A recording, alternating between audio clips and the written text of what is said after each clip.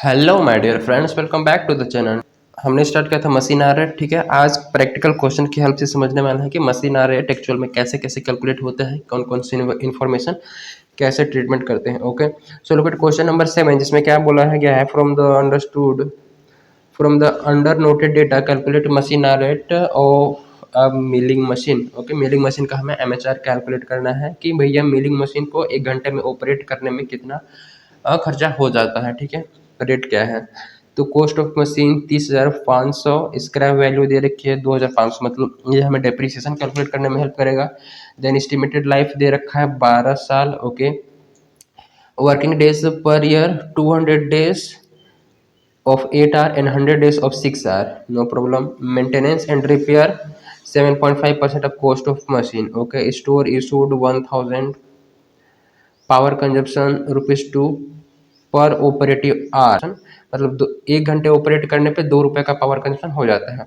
Insurance premium 1% of machine.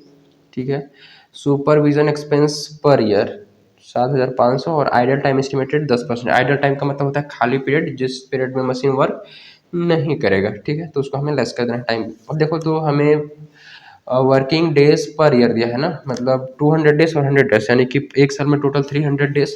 अब 300 days का working hour तो निकालना पड़ेगा, डायरेक्टली वर्किंग आवर तो दिया नहीं है पूरे साल भर का, और बाकी इन्फॉर्मेशन तो ईयर वाइज ही है।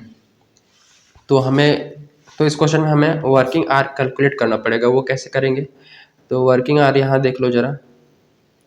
वर्किंग आवर इक्वल टू, देखो 200 डेज कितने घंटा काम किया जी, 8 घंटा के हिसाब से, यानी कि ये हो गया 1600 घंटा। और 100 डेज 6 आवर के हिसाब से, यानी कि 6, तो 0 0 और मतलब ये 2200 घंटे काम किया। लेकिन बोला है नीचे आइडल टाइम एस्टिमेटेड 10%, तो 10% तो मशीन खाली बैठ गया। टोटल साल भर में इतना घंटा मशीन वर्क किया हम मानते हैं, लेकिन इसमें भी 10% क्या हो गया जी, मशीन वर्क नहीं कर पाया। तो 10% आइडल टाइम, उसको क्या कर देते हैं, लेस कर देते हैं। तो 220 लेस हो जाएगा, यानी कि 0 8 और ये 9 1 1980 क्या आ गया, एक्चुअल वर्किंग आवर। ओके, ये एक्चुअल वर्किंग आवर आ गया, तो इसी को हमें यहाँ पे लिखना है वर्किंग आवर 1980। ठीक है, 1980 घंटे मशीन काम किया, पूरे पीरियड क्या रहेगा, 1 ईयर। ठीक है, 1 ईयर, तो ये हमारा फॉर्मेट वगैरह है 1 ईयर, और हमने निकाल लिया। अब हमें स्टार्ट करते हैं। पहला में स्टैंडिंग चार्जेस होता है, as you know standing charges are fix charges. ठीक है, that's are expenses incurred even machines are become idle और इवन नॉट वर्किंग। सो इसमें पहला देखो क्या रहेगा, कॉस्ट ऑफ मशीन और स्क्रैप वैल्यू, तो वो चल जाएगा वेरिएबल में। डेप्रिसिएशन, एस्टिमेटेड लाइफ, इससे कोई मतलब नहीं है अभी। वर्किंग डेज तो ये निकल के आ गया। मेंटेनेंस एंड रिपेयर, ये भी चल जाएगा वेरिएबल में, क्योंकि मशीन वर्क होगा तो ही मेंटेनेंस एंड रिपेयर होगा। स्टोर इशूड को हमें यहाँ लिखना है। स्टोर इशूड 1000, स्टोर इशूड को हमें यहाँ फिक्स में लिखो। स्टोर इशूड कितना, वो 1000। ओके, देन पावर कंजम्पशन भी उसमें चल जाएगा वेरिएबल में। इंश्योरेंस प्रीमियम, तो इसमें इंश्योरेंस लिख लो। भैया मशीन काम करेगा तो, भैया मशीन काम करे या ना करे, इंश्योरेंस तो देना पड़ेगा ना। इंश्योरेंस प्रीमियम कितना है, 1% ऑफ कॉस्ट ऑफ मशीन। तो कॉस्ट ऑफ मशीन देखोगे तो कितना है, कॉस्ट ऑफ मशीन 30,500। 30,500 का 1% देखो जी, 30,500 इंटू 1%, ये हो जाएगा 305 रुपये। ठीक है, तो इंश्योरेंस प्रीमियम 305 टोटल डाल दो इसमें। उसके बाद देखो सुपरविजन एक्सपेंस पर ईयर, तो हमें थर्ड में क्या लिखना है, सुपरविजन एक्सपेंस। सुपरविजन एक्सपेंस कितना, 7,500। Okay, no problem. Then idle time estimated, और कुछ तो है नहीं। तो बेसिकली स्टैंडिंग चार्जेस में 3 चार्जेस आएंगे। अब इसको क्या करना है, टोटल कर लो। ठीक है, टोटल कितना हो जाएगा, लुक एट हियर, 1000 प्लस करेंगे प्लस करेंगे 305 प्लस करेंगे 7,500, तो 7500, इट बिकम्स 8805, राइट, 8805। अब निकालेंगे, ये टोटल स्टैंडिंग चार्जेस हो गया, टोटल स्टैंडिंग चार्जेस। अब निकालेंगे standing charges per our, standing charges per our, तो कैसे करेंगे, टोटल स्टैंडिंग चार्ज कितना है, 8805। उसके बाद मशीन कितने घंटे काम किया पूरे एक साल में, 1980 घंटे, तो 1980 से डिवाइड करो। सो सिंपल मैन, कोई इसमें दिक्कत ही नहीं है। जितना भी हमारा स्टैंडिंग चार्जेस है टोटल लिखते जाओ, उसके बाद टोटल को टोटल कर लो एक बार, देन कितना घंटा मशीन किया उसे डिवाइड करो, 1 घंटे का निकल के आ जाएगा। देखो यहाँ डिवाइडेड बाय 1980, 1980 इट बिकम्स 4.4469। तो हम लोग लिख देते हैं डायरेक्टली 4.46 है तो 4.45 लिख देते हैं। ओके 4.45 ये आ गया standing charges per hour. Then B में हम लोग स्टार्ट करते हैं कौन सा, वेरिएबल चार्जेस, वेरिएबल चार्जेस या फिर एक्सपेंसेस, राइट। अब वेरिएबल में देखो क्या है, पहला में आता है डेप्रिसिएशन, याद रखना डेप्रिसिएशन। और बेसिकली याद करने का तरीका क्या है पता है, इस फॉर्मेट को याद करने का तरीका, वेरिएबल में बस गिने चुने 3-4 हैं, डेप्रिसिएशन, पावर हो गया, repair maintenance, steam and water, इसको छोड़ के जितने भी हैं सबको डाल दो उसमें फिक्स में, ठीक है।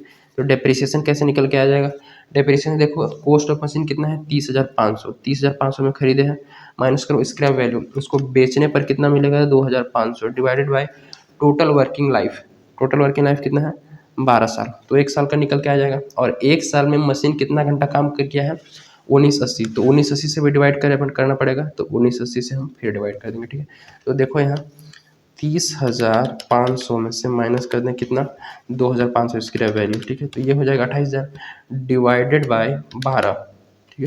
तो ये आ गया 2333.33, ये आ गया हमारा 1 साल का डेप्रिसिएशन। 12 साल मशीन का रेट, 12 साल मशीन का पूरा लाइफ है, और 12 साल से डिवाइड किया तो 1 साल का मशीन, और 1 साल में कितना घंटा काम किया है 1980, तो 1980 से अगर डिवाइड करते हैं तो ये आ जाएगा 1.178, तो 1.178 है, यानी कि 1.18 लिखते हैं डायरेक्टली 1.18, ये आ गया हमारा डेप्रिसिएशन का रेट। ओके उसके बाद सेकंड में इसमें क्या आ जाएगा, स्क्रैप वैल्यू हो गया, एस्टिमेटेड लाइफ, ठीक है, maintenance and repair, maintenance and repair, तो मेंटेनेंस एंड रिपेयर देखो कितना बोला है 7.5% ऑफ कॉस्ट ऑफ मशीन, तो कॉस्ट ऑफ मशीन तो 30,500 था, तो 30,500 का कितना 7.5%, 7.5% इट बिकम 2287.5, राइट। तो इसको लिख लो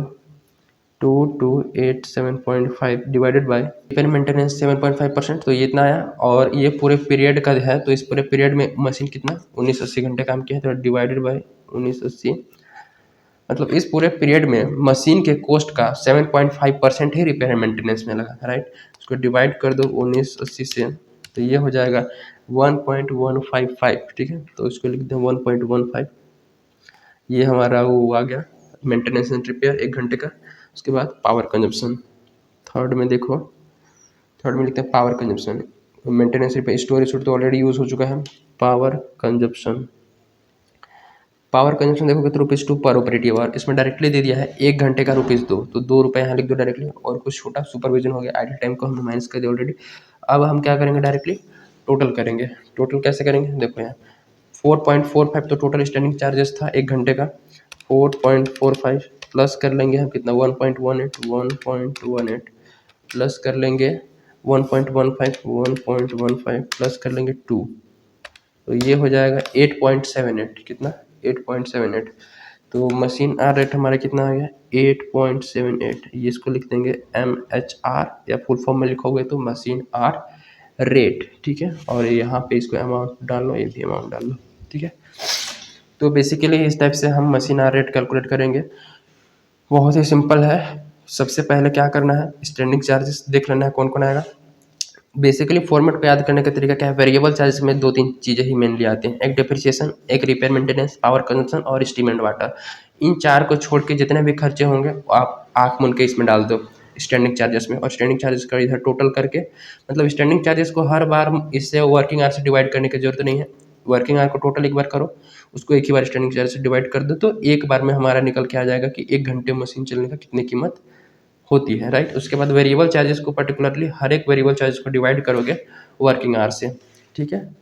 और बेसिकली डिवाइड करके ये पर आवर वाले कॉलम में लिखोगे, एंड देन इसको टोटल करके मशीन आवर रेट निकल के आ जाएगा, ठीक है। सो मिलते हैं in the next video with advance problem, जिसमें क्या दिया रहेगा कि जिसमें वर्किंग आवर ही नहीं दिया रहेगा, हमें कैलकुलेट करना पड़ेगा। तो उसको कैसे कैलकुलेट करेंगे उसको हम लोग देखेंगे, ठीक है। सो मिलते हैं in the next video, till then keep learning and enjoying, thank you.